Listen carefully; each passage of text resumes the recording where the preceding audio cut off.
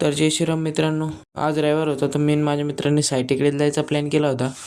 साई टेकडीसाठी आम्ही निघलो. साई टेकडीला जाता जाता खूप थंडी वाजत होती कारण संध्याकाळचा टाईम होता. जाता जाता 15 मिनटं रेल्वे गेटवरच गेली. रेल्वे खूप हळूहळू येत होती.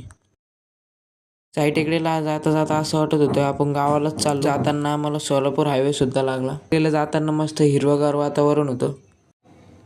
मग पोहोचलो आम्ही साई टेकडीला. बोलो जय साईराम. साई टेकडीच्या पुढे एक शिवगड तांडा म्हणून जागा आहे. मग आम्ही तिथं जाण्यासाठी निघालो. गाडी वगैरे पार्क केली. शिवगड तांड्याला पण आलो पण इथं पाणीच नव्हतं, त्यामुळे आम्हाला तसाच व्ह्यू घ्यावा लागला. हे पर्यटन स्थळ आहे त्यामुळे इथं 2-3 फॅमिली सुद्धा आली होती फिरण्यासाठी.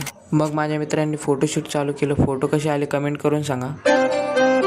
फोटो काढल्यानंतर थोडं गाडीपाशी थांबलो. मग निघलो आम्ही.